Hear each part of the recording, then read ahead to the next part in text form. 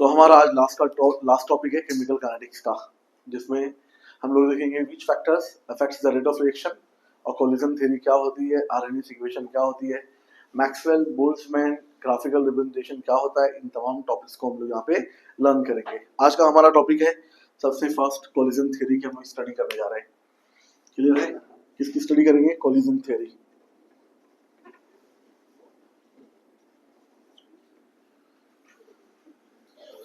ठीक है, सबसे फर्स्ट थिंग देखना है collision theory was given by, तो collision theory was given by Max Trautz and William.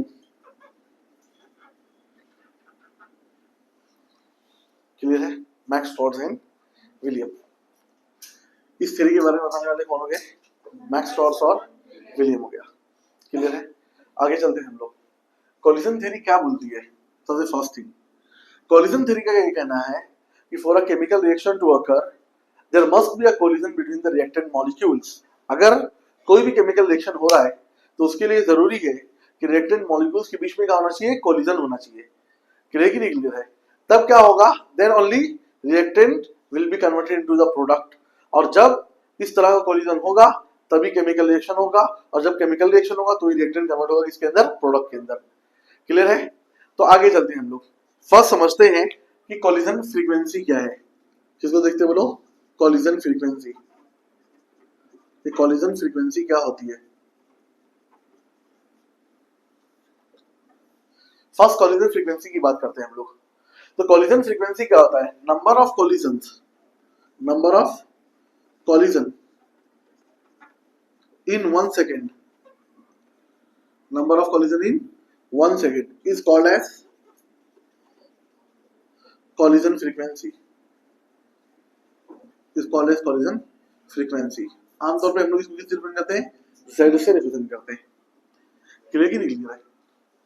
1 second के अंदर जितना भी नंबर ऑफ कोलिजन होगा उसको क्या बोला जाएगा? कोलिजन फ्रीक्वेंसी बोला जाता है।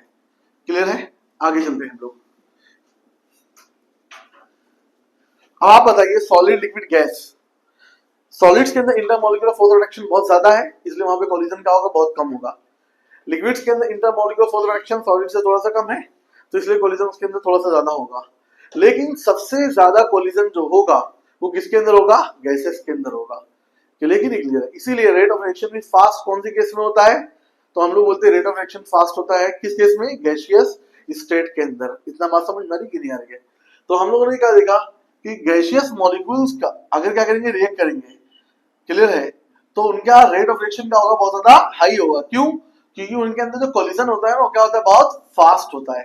अरे क्लियर है? कितना कोलिजन होता है? तो अगर हम लोग उनकी कोलिजन फ्रीक्वेंसी की बात करते हैं, collision frequency of gaseous molecules, तो collision frequency of gaseous molecules लिखा जाएगा collision frequency of gaseous molecule. तो collision frequency of gaseous molecule क्या देखा जाएगा बोलो? Collision frequency of gaseous molecules यानी Z की वैल्यू देखते हैं हम लोग। उसके लिए कितना होता है? 10⁻25 to 10⁻28 कोलिजन्स पर सेकंड होता है। कोलिजन पर सेकंड पर सेंटीमीटर क्यूब, ये वॉल्यूम की यूनिट होगी। दिख रहा है कि नहीं दिख रहा है आपको? इतना ज्यादा कोलिजन होता है किसके अंदर? गैसियस मॉलिक्यूल्स के अंदर। इसलिए गैसियस मॉलिक्यूल्स के केस में जो रिएक्टिविटी होती है वो क्या हो जाती है? बहुत ज्यादा फास्ट होती है। आगे देखते हैं हम लोग।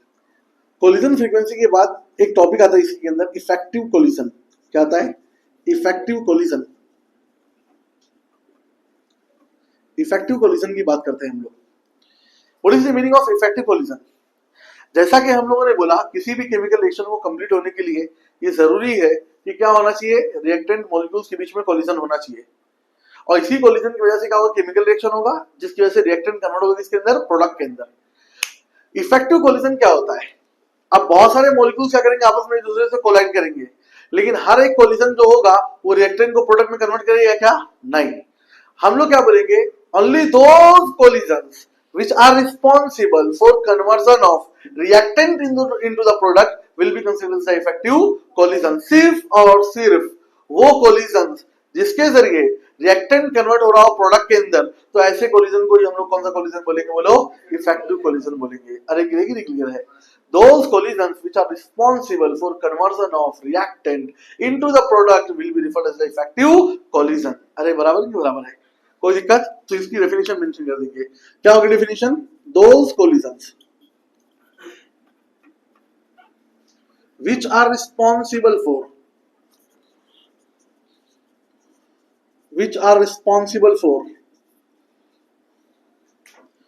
conversion of reactant into the product, conversion of reactant into the product, those collisions which are responsible for conversion of reactant into the product will be considered as the effective collision। इतना बात समझ में कि नहीं? आगे चलते हैं हम लोग। इफेक्टिव कोलिजन जो होता है किन फैक्टर्स के ऊपर डिपेंड करता है? इफेक्टिव कोलिजन किन फैक्टर्स के ऊपर डिपेंड करता है, ये देखते हैं हम लोग। तो क्या देखा जाएगा? Effective collision depends on following factor.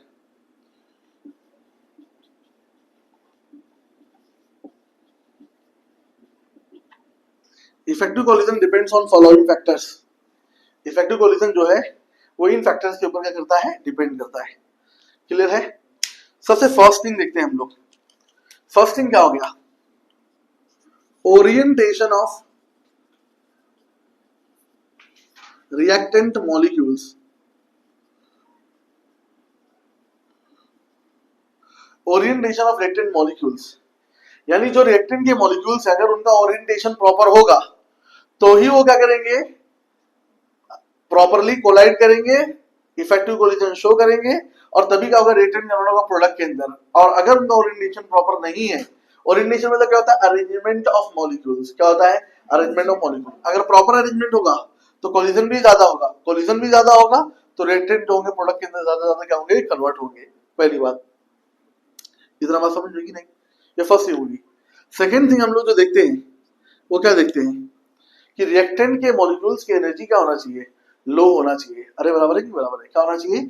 लो होना चाहिए। Low energy of reactant molecules, ये दूसरी चीज होगी।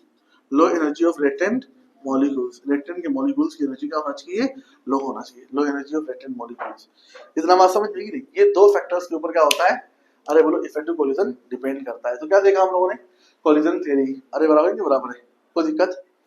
कि इस थ्योरी के बारे में बताने कौन हो गए? मैक्स टॉर्च और विलियम हो गए। कोलिजन फ्रीक्वेंसी के बारे में देखते हैं तो एक सेकंड के अंदर जितना भी नंबर ऑफ कोलिजन होगा उसको हम लोग क्या बोलेंगे? Collision frequency. अरे बराबर, उसको Z से रिप्रेजेंट किया जाता है।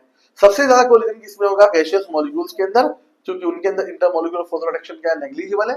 कितना होता है? 10⁻25 to 10⁻28 कोलिजंस पर सेकंड पर सेंटीमीटर क्यूब होता है। इफेक्टिव कोलिजन क्या होगा? सिर्फ और सिर्फ वो कोलिजंस जो रिएक्टेंट को प्रोडक्ट में कन्वर्ट करने के लिए रिस्पांसिबल होंगे उसको हम लोग क्या बोलते हैं? इफेक्टिव कोलिजन बोलते हैं। इफेक्टिव कोलिजन कितने फैक्टर्स के ऊपर डिपेंड करता है? पहला ओरिएंटेशन ऑफ रिएक्टेंट मॉलिक्यूल्स हो गया, दूसरा एनर्जी ऑफ रिएक्टेंट मॉलिक्यूल्स हो गया। अरे बराबर की बराबर है? जो रिएक्टेंट मॉलिक्यूल्स है उसकी एनर्जी क्या होनी चाहिए? लो होनी चाहिए। समझने में नहीं? इतने फैक्टर्स के ऊपर क्या होगा? डिपेंड होगा। अभी हम लोग एनर्जी के फैक्टर को स्टडी करते हैं। क्लियर? कितनी बात समझ में आई आप लोगों को? तो कितने फैक्टर्स के ऊपर डिपेंड कर रहा है? 2 फैक्टर्स के ऊपर, है ना? कौन? कोलिजन थ्योरी, है ना? नहीं, effective collision depends on how many factors? 2 factors. First one is the बराबर है, और सेकंड क्या हो गया? इतना बात समझ में कि नहीं? तो ओरिएंटेशन के ऊपर हम लोग देखते हैं। First, orientation of reactant molecules. Orientation of reactant molecules की बात करता हूं मैं। क्लियर है? तो जब ओरिएंटेशन ऑफ रिएक्टेंट मॉलिक्यूल्स की हम लोग बात करते हैं तो यहाँ पर क्या देखा जाता है? तो मैंने आपको बताया ओरिएंटेशन मतलब क्या होता है? अरेंजमेंट होता है। क्या होता है? अरेंजमेंट। कैसा ओरिएंटेशन होना चाहिए? प्रॉपर ओरिएंटेशन होना चाहिए। कैसा होना चाहिए? Proper orientation of reactant molecule होना चाहिए। क्लियर है? इतना बात समझ में आ रही कि नहीं आ रही है आपको? कोई दिक्कत? कोई टेंशन? कोई ऑब्जेक्शन? अब जैसे हम लोग देखते हैं यहाँ पे कि कंसीडर करो ये सबस्ट्रेट हो गया और ये क्या हो गया? रिएजेंट हो गया। दिख रहा है? ये सबस्ट्रेट और रिएजेंट क्या करेंगे? रिएक्ट करेंगे। क्या करेंगे? रिएक्ट करेंगे तो आगे चल के ये क्या बनाते हैं, एक्टिवेटेड कॉम्प्लेक्स। रिएक्टेंट ही क्या बनाता है, एक्टिवेटेड कॉम्प्लेक्स बनाता है। उस एक्टिवेटेड कॉम्प्लेक्स के अंदर क्या होता है, अब यहाँ पे हम लोग देख रहे हैं कैसा ओरिएंटेशन है, बोलो प्रॉपर ओरिएंटेशन। कैसा ओरिएंटेशन है, ये हो गया प्रॉपर ओरिएंटेशन। इतना बात समझ गई नहीं?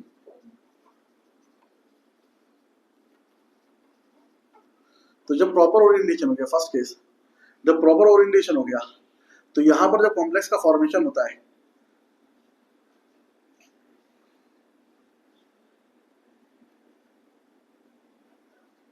दिख रहा है आपको, कोई दिक्कत?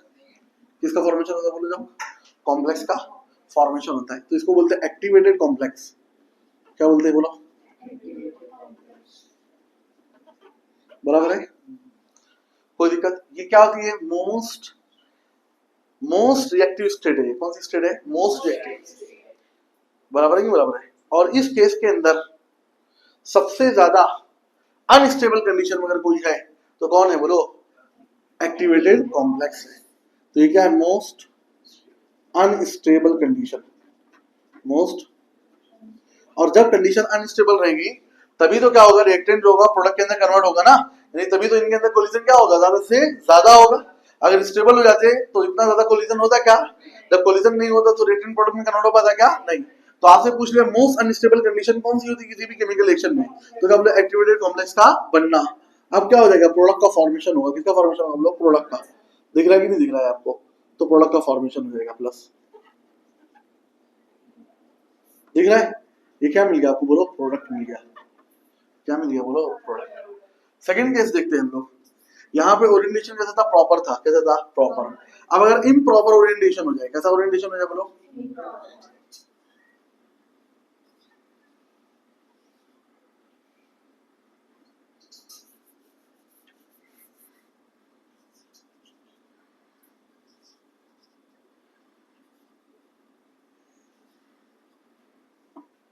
दिख रहा है। ये प्रॉपर ओरिएंटेशन था, ये ओरिएंटेशन कैसा हो गया, इम्प्रॉपर ओरिएंटेशन। कैसा ओरिएंटेशन हो गया बोलो,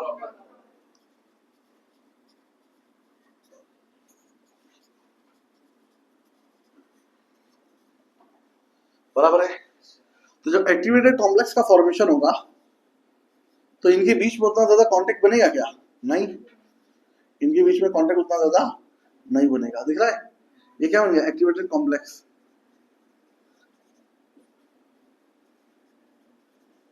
क्लियर है। तो जब प्रोडक्ट के फॉर्मेशन की बात आएगी तो हम लोग क्या बोलेंगे, नो प्रोडक्ट विल फॉर्म, कोई भी प्रोडक्ट नहीं बनेगा। दिख रहा है आपको, क्यों, क्योंकि इनका ओरिएंटेशन क्या था, बराबर नहीं था।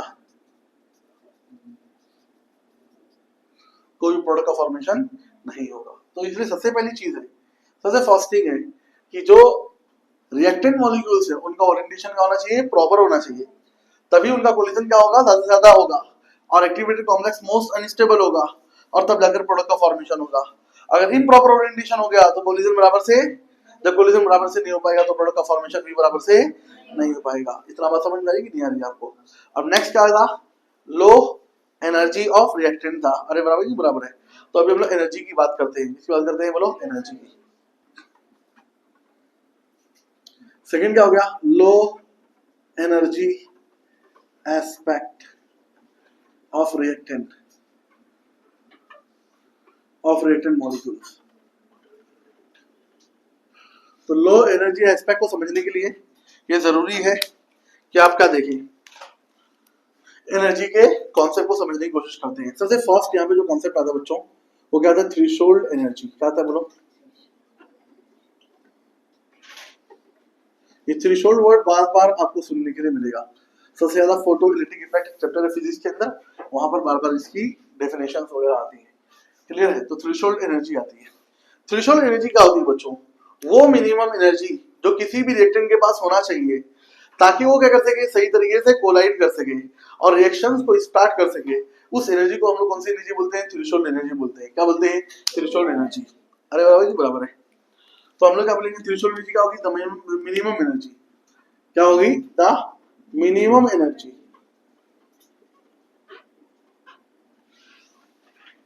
The minimum energy possessed by reactant so that reaction can occur, so that reaction can occur is called as a threshold energy. इतना बात समझ में कि नहीं, कोई दिक्कत? सेकंड आता है आपका एक्टिवेशन एनर्जी या एनर्जी ऑफ एक्टिवेशन। तो एक्टिवेशन एनर्जी देखते हैं हम लोग।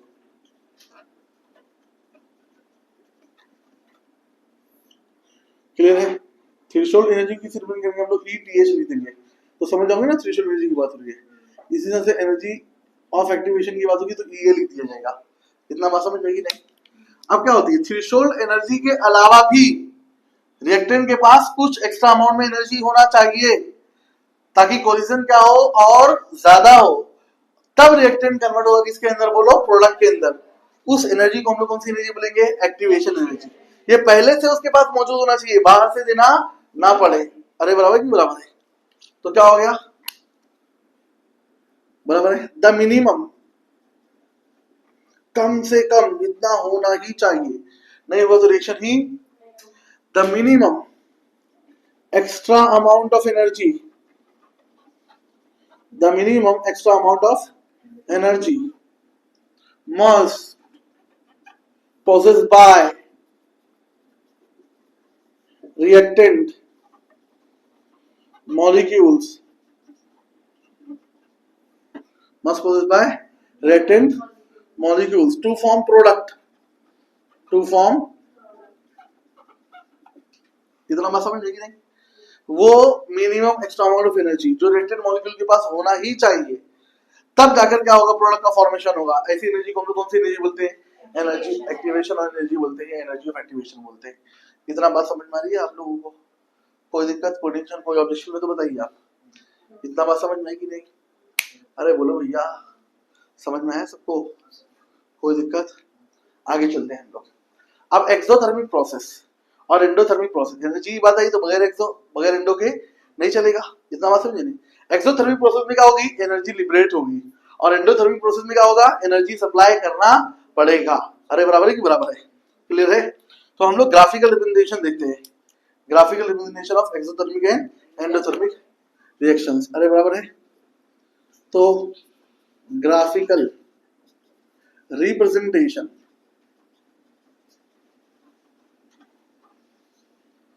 एक्सोथर्मिक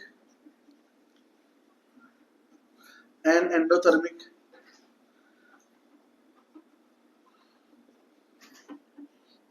ठीक है, exothermic and endothermic reactions. Clear? तो एक्सोथर्मिक और एंडोथर्मिक रिएक्शंस के हम लोग क्या देखने जा रहे हैं, ग्राफिकल रिप्रेजेंटेशन देखने जा रहे हैं। क्लियर कि नहीं क्लियर? अब कंसीडर कीजिए कि हमारे पास ये ग्राफ मैंने ड्रॉ कर दिया, दिख रही है आपको? बोलो भाई, दिख रहा है? कोई दिक्कत? वाई एक्सिस पे क्या ले लिया मैंने, एनर्जी ले लिया। क्या ले लिया, वाई एक्सिस पे ले लिया एनर्जी, यहाँ पे एनर्जी हो गया। और एक्स एक्सिस पे क्या आ जाएगा, प्रोसेस ऑफ रिएक्शन आ जाएगा। क्या आ जाएगा, या रिएक्शन प्रोसेस आ जाएगा।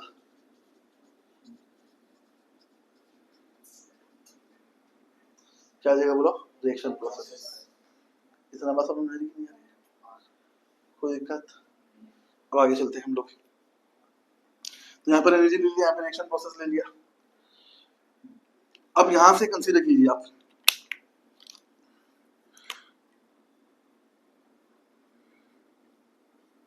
ये वो स्टेट जहां से रिएक्शन स्टार्ट होगा, ये वो स्टेट है जहां पर रिएक्शन आकर क्या होगा, स्टॉप होगा।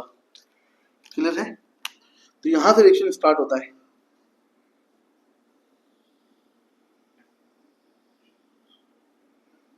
और यहां पर आकर क्या होता है, स्टॉप होता है। तो यहां पर क्या था आपका, रिएक्टेंट। यहां पर क्या था, ये रिएक्टेंट हो गया आपका, और यहां पर क्या हो गया आपका, प्रोडक्ट हो गया। क्लियर ही नहीं क्लियर है? और ये जो बीच में लाइन है, क्लियर है, ये जो बीच में लाइन ड्रॉ कर रहा हूं मैं, ये ट्रांजिशन स्टेट को बता रही है। कौन सी स्टेट को बता रही है, ट्रांजिशन स्टेट। ये ट्रांजिशन स्टेट को एक्सप्लेन कर रही है। ट्रांजिशन मतलब क्या, जहां पर चेंज होगा, इसके बाद ही क्या होगा, रिएक्टेंट कन्वर्ट होना शुरू हो जाता है किसके अंदर बोलो, प्रोडक्ट के अंदर। यानी ये पॉइंट ही किसको बता रहा है हम लोगों को, एक्टिवेटेड कॉम्प्लेक्स। किसको बता रहा है बोलो, एक्टिवेटेड कॉम्प्लेक्स के बारे में बता रहे हैं। अरे क्लियर है? तो ये वाली कर्व किसके बारे में बता रही है बोलो, एक्टिवेटेड कॉम्प्लेक्स। एक्टिवेटेड कॉम्प्लेक्स को रिप्रेजेंट कर रही है ट्रांजिशन स्टेट को। कौन सी स्टेट को बोलो, ट्रांजिशन स्टेट। इतना समझ नहीं पाता आप लोगों को, कोई दिक्कत मेरा भाई, इतना बात समझ नहीं। अब यहां से यहां तक रिएक्टेंट को जो भी अमाउंट में एनर्जी की रिक्वायरमेंट थी, बराबर है, उस एनर्जी को हम लोगों ने कौन सी एनर्जी बोला, ये एनर्जी ऑफ एक्टिवेशन हो गया।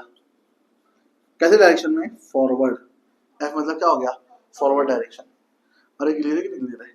और यहां से लेकर यहां तक जो भी इसको एनर्जी की रिक्वायरमेंट होगी, यहां से लेकर यहां तक, दिख रहा है, कोई दिक्कत? ये क्या हो गया, एनर्जी ऑफ एक्टिवेशन। कैसे डायरेक्शन में, बैकवर्ड डायरेक्शन में रिएक्शन करवाएंगे तो। अरे क्लियर है, कोई दिक्कत? और यहाँ पर जो गैप आया, ये जो बीच का डिफरेंस है, ये डिफरेंस किसको बता रहा है, ये डिफरेंस बता रहा है डेल्टा एच को। किसको बता रहा है बोलो, डेल्टा एच। डेल्टा एच मतलब क्या, चेंज इन एंथैल्पी, ये डेल्टा एच हो गया। और डेल्टा एच क्या होता है, एक्सोथर्मिक रिएक्शन के लिए क्या होता है, अरे बोलो नेगेटिव होता है। क्या होता है, नेगेटिव। एक्सोथर्मिक रिएक्शन के लिए डेल्टा एच की वैल्यू क्या होती है, नेगेटिव होती है। अरे समझ में आई बात की नहीं, कोई दिक्कत? तो ये तमाम चीजें मैंने किसके लिए बताया आपको, अरे बोलो एक्सोथर्मिक रिएक्शन। किसके लिए बताया, एक्सोथर्मिक रिएक्शन। ये रिएक्टेंट था, रिएक्टेंट के पास कौन सी एनर्जी होती है, जब मॉलिक्यूल्स रेस्टिंग स्टेट में रहेंगे, अब रिएक्शन स्टार्ट नहीं होता, कौन सी एनर्जी होती है उसके पास, पोटेंशियल एनर्जी। अब बाद में धीरे धीरे क्या होती जाती है, अरे जब कोलाइड करना शुरू करते हैं तो पोटेंशियल कन्वर्ट हो जाती है इसमें, काइनेटिक एनर्जी के अंदर। दिख रहा है कि नहीं दिख रहा है? ये कौन सा रिएक्शन हुआ बोलो, एक्सोथर्मिक। कौन सा रिएक्शन हुआ, कौन सी एनर्जी यहाँ पे ज्यादा दिखाई दे रही है आपको, बोलो, energy of activation backward direction में या फॉरवर्ड डायरेक्शन में, बैकवर्ड डायरेक्शन में। कौन सा डायरेक्शन में बोलो, बैकवर्ड डायरेक्शन में। समझ नहीं होती नहीं, कोई दिक्कत? पोटेंशियल कोरिलेशन, तो ये एक्सोथर्मिक रिएक्शन हो गया। कौन सा रिएक्शन हो गया बोलो, एक्सोथर्मिक। तो ये पूरा ग्राफिकल रिप्रेजेंटेशन हो गया इसका एक्सोथर्मिक रिएक्शन का। और एक्सोथर्मिक रिएक्शन में क्या केस है कि एनर्जी ऑफ एक्टिवेशन, बराबर है, कौन सी एनर्जी बोलो, energy of activation in backward direction, ये ज्यादा होती है किससे, energy of activation in forward reaction. अरे क्लियर कि नहीं क्लियर, कोई दिक्कत? इतना समझा कि नहीं समझा आपको? Energy of activation in backward direction ज्यादा है किससे बोलो, energy of activation in forward direction से। अरे बराबर है। और डेल्टा एच का एंथैल्पी का फॉर्मूला क्या होता है, since delta H is equal to, अभी हम लोग यहाँ पे एंडोथर्मिक ग्राफ ड्रॉ करेंगे, उसके बाद ये फॉर्मूला देखेंगे, लेकिन मैं अभी बता देता हूँ ताकि आपको समझ में आ जाए। Delta H is equal to क्या होता है, energy of activation in forward direction minus energy of activation in backward direction, ये फॉर्मूला होता है। अरे बराबर है। इस फॉर्मूले में अगर आपके पास एनर्जी ऑफ एक्टिवेशन ज्यादा है बैकवर्ड डायरेक्शन में और फॉरवर्ड डायरेक्शन में एनर्जी ऑफ एक्टिवेशन क्या है, कम है, तो सॉल्व करने पे आपकी वैल्यू प्लस में आएगी या माइनस में आएगी, माइनस में।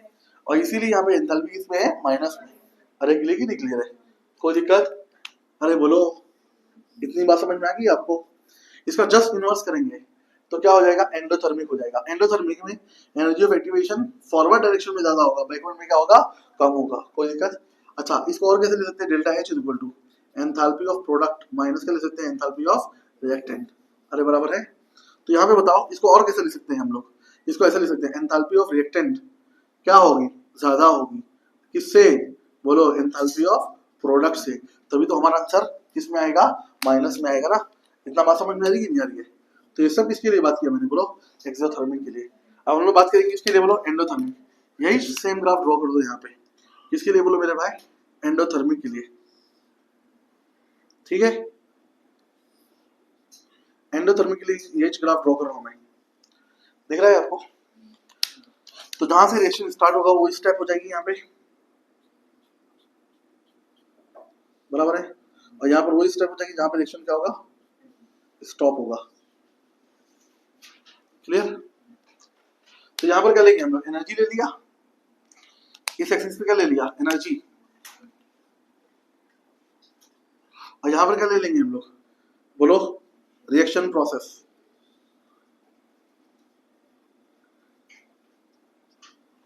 कोई दिक्कत? अब यहां से रिएक्शन स्टार्ट हो रहा है, तो रिएक्टेंट यहां पर हो गया कि नहीं हो गया, और यहां पर स्टार्ट हो गए, यहां पर जाकर क्या हुआ, रिएक्शन एंड हुआ है। दिख रहा है कि नहीं दिख रहा है आपको? तो यहां पर क्या मिला आपको, रिएक्टेंट, और यहां पर क्या मिला आपको, अरे बोलो ना मेरे भाई, प्रोडक्ट मिल गया। क्या मिल गया, प्रोडक्ट। बीच में कौन सी स्टेट आ गई, ट्रांजिशन स्टेट, जिसको हम लोग क्या बोलते थे, एक्टिवेटेड कॉम्प्लेक्स। दिख रहा है कि नहीं दिख रहा है? तो यहाँ पे एक्टिवेटेड कॉम्प्लेक्स और ट्रांजिशन स्टेट में लिखा है कि नहीं लिखा है? तो एक्टिवेटेड कॉम्प्लेक्स और ट्रांजिशन स्टेट को कौन बता रहा है, एच बता रहा है। दिख रहा है कि नहीं दिख रहा है? यहाँ पे मैंने एरो ड्रॉ कर दिया ताकि आपको समझ में आ जाए। ये रिएक्टेंट था, तो रिएक्टेंट जब शुरू में स्टॉप है, कोई रिएक्शन स्टार्ट नहीं हुआ है, तो उसके बाद कौन सी एनर्जी होती है, पोटेंशियल एनर्जी। तो इसके बाद शुरू में कौन सी एनर्जी है, पोटेंशियल एनर्जी। दिख रहा है कि नहीं दिख रहा है? अब आप खुद देखेंगे यहाँ पे कि ये जो लाइन में ड्रॉ करने जा रहा हूं यहां से यहां तक, ये किसके लिए हो गया, एनर्जी ऑफ एक्टिवेशन। कैसे डायरेक्शन में है, फॉरवर्ड। और यहां से यहां तक जो एनर्जी आपको मिल रही है वो क्या मिल रही है, बोलो, एनर्जी ऑफ एक्टिवेशन। कैसे डायरेक्शन में, बैकवर्ड। कौन सी एनर्जी ज्यादा है यहाँ पे, तो ये कौन सा हुआ, एंडोथर्मिक हुआ ना। कौन सा रिएक्शन हो, बोलो, एंडोथर्मिक। ये एंडोथर्मिक के लिए मैंने बात किया, एंडोथर्मिक रिएक्शन के लिए बात की है, बराबर है। तो एंडोथर्मिक रिएक्शन की बात करेंगे, तो आप खुद बताइए कि आपकी energy of activation, energy of activation कौन सा डायरेक्शन में ज्यादा है, फॉरवर्ड, और बैकवर्ड डायरेक्शन में क्या है, कम है, बराबर है, कोई दिक्कत। इसी तरह से एंथैल्पी ऑफ प्रोडक्ट यहाँ पर ज्यादा होगी, किससे, बोलो, एंथैल्पी ऑफ रिएक्टेंट से।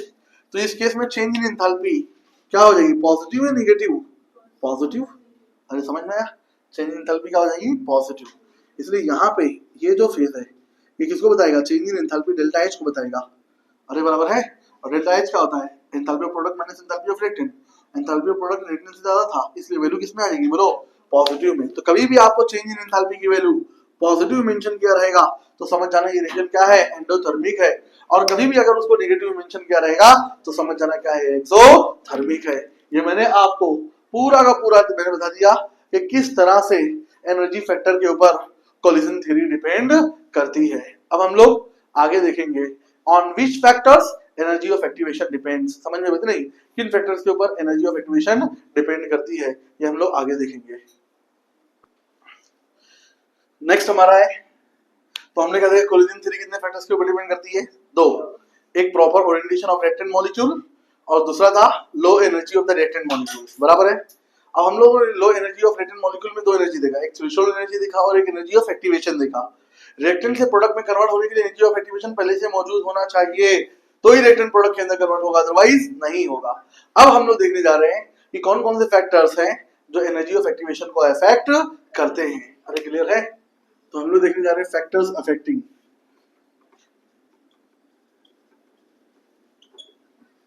Factors affecting energy of activation.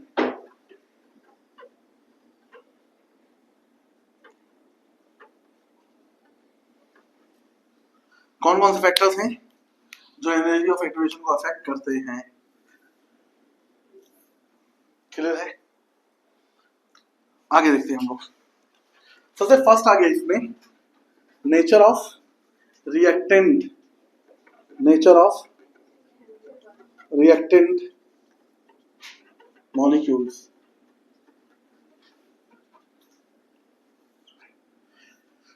अब कोई भी केमिकल रिएक्शन जब होगा तो अलग अलग केमिकल रिएक्शन के लिए क्या होंगे, अलग अलग टाइप के रिएक्टेंट मॉलिक्यूल्स होंगे।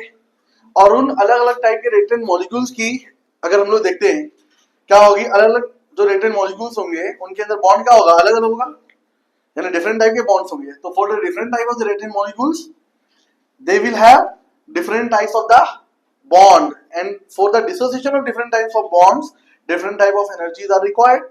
इतना बात समझ में आ रही कि नहीं आ रही है? कोई दिक्कत? समझ में आया कि नहीं आया इतना? कोई दिक्कत? तो नेचर ऑफ रिएक्टेंट मॉलिक्यूल हम लोग देखने जा रहे हैं। तो for different types of the reactant different types of bonds will be there, and for the dissociation of different types of bonds different energies are required। अरे क्लियर है? यानी एनर्जी जो कि अलग अलग अमाउंट में क्या होगी, रिक्वायर्ड होगी। तो हम लोग देखते हैं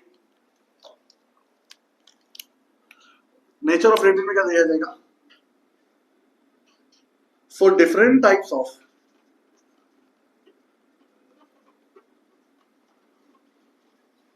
reactant, different for different types of reactant, different bonds will be present, different bonds will be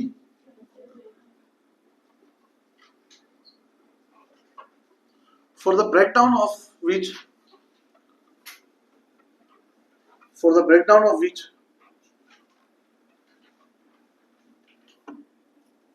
for the breakdown of which energy of activation will be required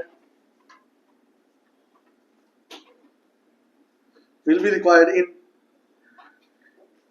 different amount.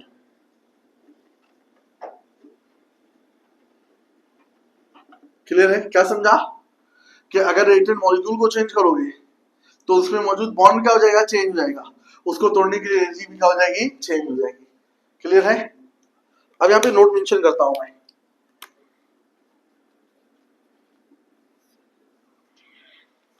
$10 का पॉइंट, ऐसा reactant molecule जिसकी energy of activation क्या है, कम है, ऐसा reactant molecule जिसके लिए energy of activation कम लगे, उसका रेट ऑफ रिएक्शन क्या होगा, हाई होगा। अरे क्लियर की नहीं क्लियर है? तो हम लोग क्या लिखेंगे, for the reactant, for the बराबर है ऐसा रिएक्टेंट जिसके लिए एनर्जी ऑफ एक्टिवेशन क्या हो, कम हो, for the reactant energy of activation is less, ऐसा रिएक्टेंट जिसके लिए एनर्जी ऑफ एक्टिवेशन क्या है, कम है, बराबर है, उसके लिए रेट ऑफ रिएक्शन की वैल्यू क्या हो जाएगी, हाई हो जाएगी। ऐसा रिएक्टेंट जिसके लिए एनर्जी ऑफ एक्टिवेशन क्या है, कम है, बराबर है, rate of reaction will becomes high. यानी हम लोग बोल सकते हैं एनर्जी ऑफ एक्टिवेशन का रिलेशन रेट ऑफ रिएक्शन के साथ कैसा हो गया, इनवर्स हो गया। कैसा हो गया, इनवर्स। मैं उम्मीद करता हूं आप लोग को इतनी बात समझ में आएगी होगी। इतना समझ में आया क्या? तो आपको और कॉमन सेंस वाली बात है कि ऐसा रिएक्शन जिसको कम एनर्जी सप्लाई करनी पड़ रही है और वो फटाक से प्रोडक्ट भी बना दे रहा है, तो इसका मतलब क्या हो गया, उसका रेट ऑफ रिएक्शन क्या है भाई, हाई है। और हम लोग चाहेंगे क्या कि ऐसा ही रिएक्शन क्या हो, कंप्लीट हो। समझ में आई बात नहीं, कम एनर्जी देना पड़े और फटाक से क्या हो जाए, वो कंप्लीट हो जाए। इतना बात समझ में आई। सेकंड फैक्टर हमारा आता है, सेकंड फैक्टर जो हमारा आता है वो सेकंड फैक्टर कौन सा हो जाएगा, कैटलिस्ट।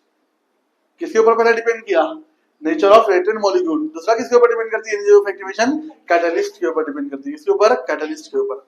हमारा हो गया प्रेजेंस ऑफ कैटलिस्ट। क्या हो गया बोलो, प्रेजेंस ऑफ। हम आप लोगों को मालूम है कैटलिस्ट क्या होता है, ऐसा मटेरियल जो रेट ऑफ रिएक्शन को इंक्रीज कर सकता है और डिक्रीज कर सकता है, लेकिन केमिकल के नेचर को चेंज नहीं करता है। उसको हम लोग क्या बोलते हैं, कैटलिस्ट बोलते हैं। जैसा जाता है वैसे ही बाहर निकलता है। समझ में आया? उसको क्या बोला जाता है, कैटलिस्ट बोला जाता है। तो प्रेजेंस ऑफ कैटलिस्ट, अगर आप कैटलिस्ट का यूज करेंगे तो एनर्जी ऑफ एक्टिवेशन क्या हो जाती है, डिक्रीज हो जाती है। क्या हो जाती है, डिक्रीज हो जाती है। और एक जब कैटलिस्ट का यूज किया आपने, एनर्जी ऑफ एक्टिवेशन डिक्रीज हो गई तो रेट ऑफ रिएक्शन क्या हो जाएगा, हाई हो जाएगा। अरे बराबर है कि बराबर है?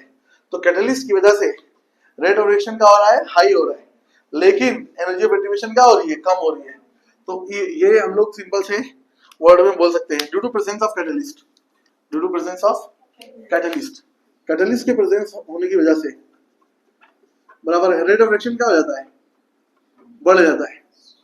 अरे बराबर है, रेट ऑफ रिएक्शन बढ़ गया, इस समय रिएक्शन बहुत फास्ट होने लगा, क्लियर। लेकिन एनर्जी ऑफ एक्टिवेशन क्या हो जाती है, कम हो जाती है।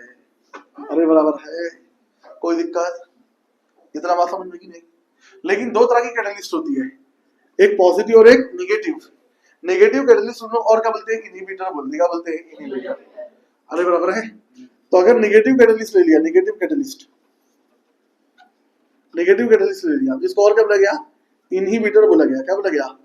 इनहिबिटर। इसको अगर आपने ले लिया, समझ में नहीं, तो इसके लिए रेट ऑफ एक्शन क्या हो जाएगा? अरे बोलो, नेगेटिव कैटलिस्ट अगर आपने ले लिया तो इसके लिए रेट ऑफ एक्शन क्या हो जाएगा? अरे बोलो, कम हो जाएगा। इस तरह बात समझ नहीं है, क्या हो जाएगा? कम। या आप ऐसे लिख सकते हैं अगर आपको कंफ्यूजन हो रहा है तो, रेट ऑफ रिएक्शन की वैल्यू इसके लिए क्या हो जाएगी? डिक्रीज हो जाएगी, इंक्रीज नहीं होगी। इसका मतलब एनर्जी ऑफ एक्टिवेशन इसके लिए क्या होगी? ज्यादा हो गई। इतना बात समझ नहीं? नहीं कोई दिक्कत? ऐसी कैटलिस्ट जो क्या कर रहा है, अरे बोलो, इनहिबिटर के जैसा काम करे, रिएक्टेंट को इनहिबिट कर दे, प्रोडक्ट को फॉर्म होने ना दे, तो इसका मतलब उसने रेट ऑफ रिएक्शन को स्लो कर दिया। इसका मतलब उसकी एनर्जी ऑफ एक्टिवेशन क्या होगी? बहुत ज्यादा होगी। और इसको हम लोग ग्राफिकल रिप्रेजेंटेशन के जरिए समझेंगे। अरे बराबर है, ग्राफिकल रिप्रेजेंटेशन के जरिए समझेंगे।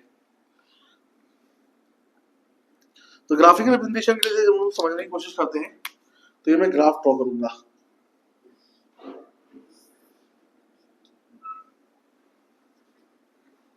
ठीक है, ये क्या ड्रॉ कर दिया बच्चों? मैंने ग्राफ ड्रॉ किया। समझ नहीं बची? नहीं कोई दिक्कत? इतना बात समझ में आ रही कि नहीं आ रही आपको? कोई टेंशन, कोई ऑब्जेक्शन? अब हम लोग क्या लेंगे? Y axis, X axis. अब यहाँ पे क्या करेंगे? कैटलिस्ट को मेंशन करेंगे और एनर्जी ऑफ एक्टिवेशन को देखेंगे हम लोग। ठीक है, तो हम लोग लेते हैं यहाँ पे वाई एक्सिस पे क्या ले लिया? एनर्जी ऑफ एक्टिवेशन ले लिया। क्लियर है? और यहाँ पर हम लोग क्या लेते हैं? प्रोसेस ऑफ रिएक्शन लेते हैं। क्या लेते हैं बोलो? प्रोसेस ऑफ रिएक्शन लेते हैं। ठीक है, अब मैं 3 कर्व यहाँ पे क्या करता हूँ? ड्रॉ करता हूँ। 3 कर्व ड्रॉ करता हूँ मैं यहाँ पे।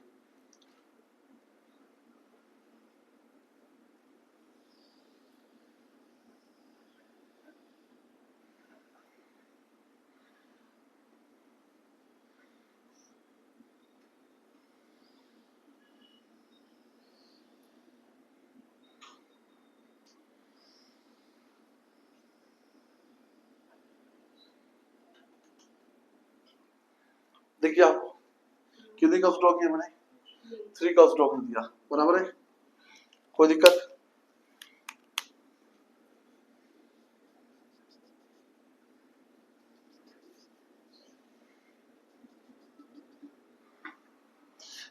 क्लियर है? इतनी बात समझ में आई आपको? अब इसके लिए मैं देखता हूँ कि इसके लिए मेरी एनर्जी ऑफ एक्टिवेशन क्या होगी बीच वाली के लिए।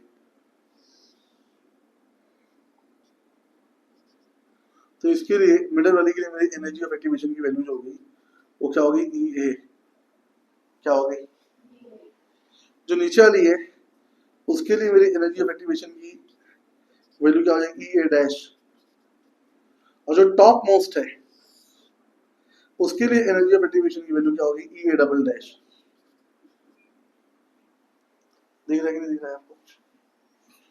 अरे बोलो, इतना बात समझ में आ रही कि नहीं आ रही आपको? कोई दिक्कत, कोई टेंशन, कोई ऑब्जेक्शन? आप बताइए किस केस में एनर्जी ऑफ एक्टिवेशन ज्यादा है? अगर मैं इसको फर्स्ट बोलता हूं,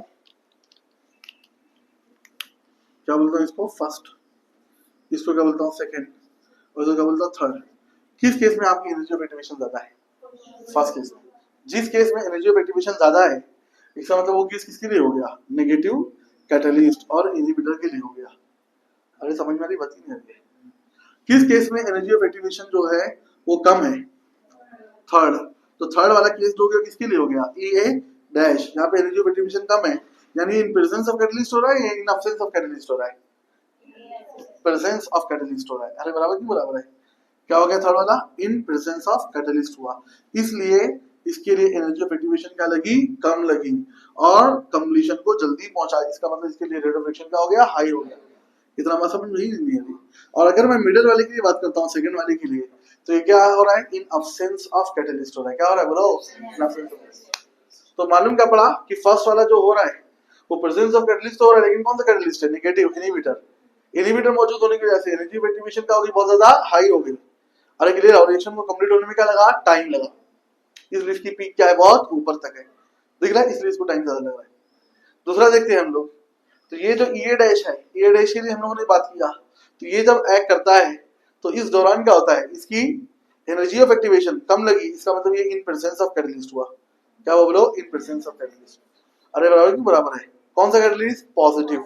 और सेकेंड वाले की अगर हम बात करते हैं तो ये इन अब्सेंस ऑफ कैटलिस्ट हुआ। अरे बराबर है, तो यहाँ पर हम मेंशन कर दो। फर्स्ट वाला क्या हुआ?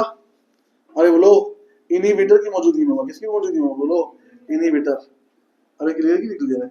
इसलिए इसके लिए ईए की वैल्यू क्या होगी? बहुत ज्यादा होगी। कोई दिक्कत?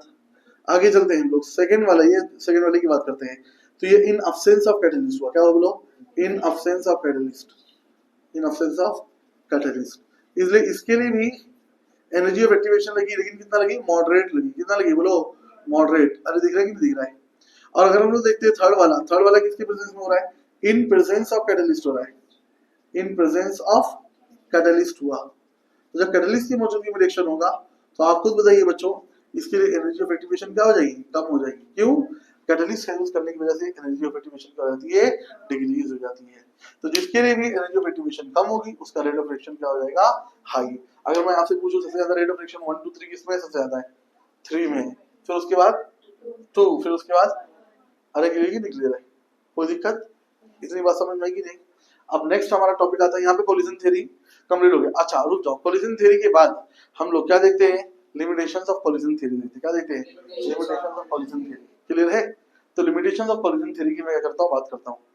इतना बात समझ में की नहीं आपको? क्लियर है? तो अभी तक हम क्या देख रहे थे कि कौन कौन से फैक्टर्स हैं जो एनर्जी ऑफ एक्टिवेशन को अफेक्ट करते हैं। क्लियर है? तो इससे पहले क्या देखा था हम लोगों ने? कौन से फैक्टर्स होंगे जो कोलिजन थ्योरी को अफेक्ट करेंगे? वो कौन कौन से थे? दो, एक ओरिएंटेशन और दूसरा क्या हो गया? अरे बोलो, एनर्जी ऑफ एक्टिवेशन।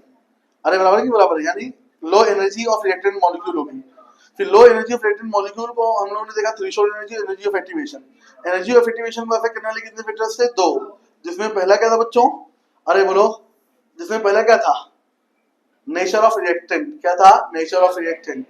अलग अलग रिएक्टेंट के लिए एनर्जी ऑफ एक्टिवेशन क्या होगी? अलग अलग होगी। जिस रिएक्टेंट के लिए एनर्जी ऑफ एक्टिवेशन की वैल्यू कम होगी उसका रेट ऑफ रिएक्शन क्या होगा? हाई होगा। दूसरा कहते हैं कैटलिस्ट। कैटलिस्ट यूज करने की वजह से पॉजिटिव कैटलिस्ट अगर है तो एनर्जी ऑफ एक्टिवेशन कम हो जाती है, रेट ऑफ रिएक्शन क्या होता है? ज्यादा।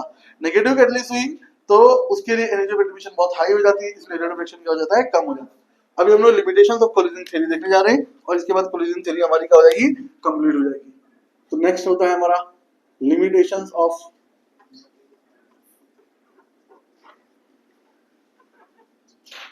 limitations of collision theory। limitations of collision theory clear है? collision theory के limitations क्या है? सबसे फर्स्ट थिंग collision theory के लिए बोला गया कि it is applicable only for gases। it is applicable only for gases। Clear है? तो it is applicable only for gases।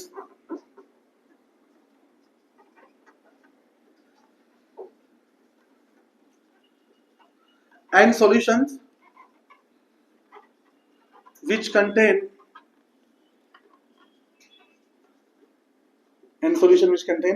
molecules। Clear है?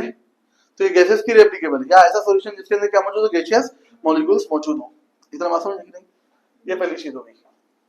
पोटेंशियल कोएफिशिएंट किसके ऊपर डिपेंड हुआ बोलो? अरे बोलो, गैसेस के ऊपर।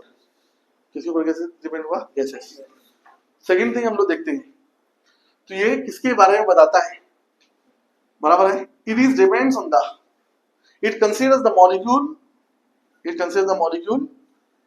must be in spherical in shape and nullify all the structural aspect of the molecule।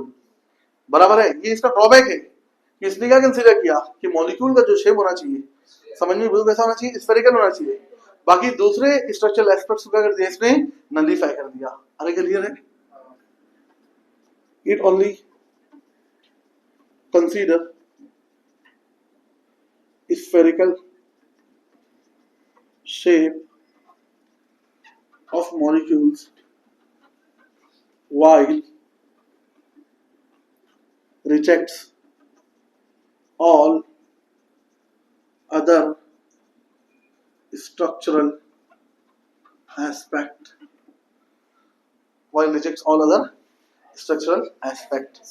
इतना बात समझ में नहीं? कोई दिक्कत? Next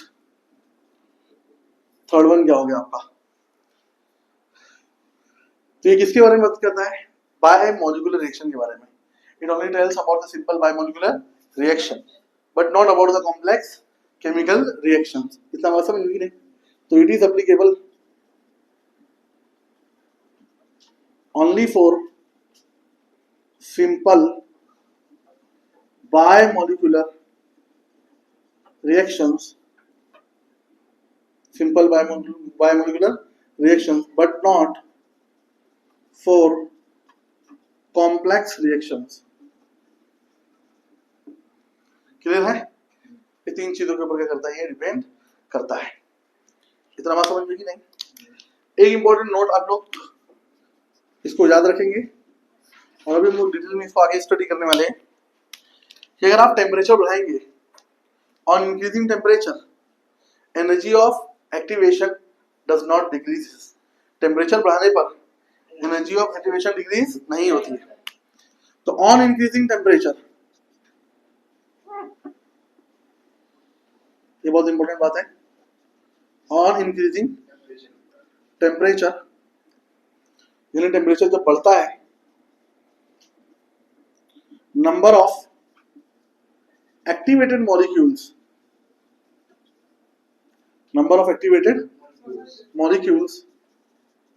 increases. टेम्परेचर बढ़ाओगे, गर्म करोगे कोई भी चीज, तो सॉलिड से किसमें कन्वर्ट होगी? लिक्विड से किसमें कन्वर्ट होगी? गैस। तो जब टेम्परेचर बढ़ाते हैं तो नंबर ऑफ एक्टिवेटेड मॉलिक्यूल्स क्या होता है? बढ़ता है। इसलिए रेट ऑफ रिएक्शन भी क्या हो जाता है? बढ़ जाता है। अरे बराबर की बराबर है। तो on increasing the temperature number of activated molecules increases, बराबर है। Hence rate of reaction also increases.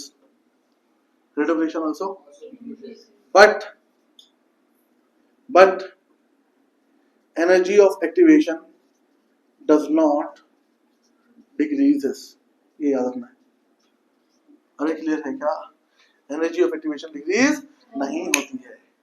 अरे क्लियर है? कहाँ से बात की जा रही है? आर्हेनियस इक्वेशन से। कहाँ से बोलो? Arrhenius equation. On increasing the temperature आप बढ़ाएंगे, नंबर ऑफ एक्टिवेटेड मॉलिक्यूल्स की क्वांटिटी क्या हो जाएगी? अरे बोलो, बढ़ जाएगी। इसलिए रेट ऑफ रिएक्शन भी क्या हो जाएगा? बढ़ जाएगा। लेकिन एनर्जी ऑफ एक्टिवेशन क्या होती है? डिक्रीज नहीं होती है। और according to Arrhenius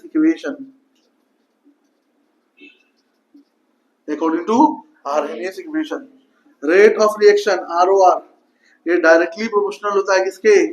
EA raise to EA by RT। अरे बराबर है क्या? रेट ऑफ रिएक्शन जो होता है वो डायरेक्टली प्रोपोर्शनल होता है किसके? बोलो। हाँ, rate of reaction is directly proportional to E raise to EA by क्या हो गया? RT हो गया। इतना बात समझ में आई नहीं? कोई दिक्कत नहीं है। जहाँ पे EA क्या हो गया? एनर्जी ऑफ एक्टिवेशन अपने को मालूम है। T क्या है? टेम्परेचर है। और R क्या है? अरे बोलो, यूनिवर्सल गैस कांस्टेंट, जिसकी वैल्यू कितना होती है? 8.314 जूल पर केल्विन पर मोल होती है। यहाँ पर हमने टॉपिक वाइंड अप कर दिया किसका? बोलो, कोलिजन थ्योरी का। यहाँ पर हमने वाइंड अप कर दिया किसको? कोलिजन थ्योरी को। इतना बात समझ में आई नहीं? चलो ठीक है, आगे बढ़ते हैं।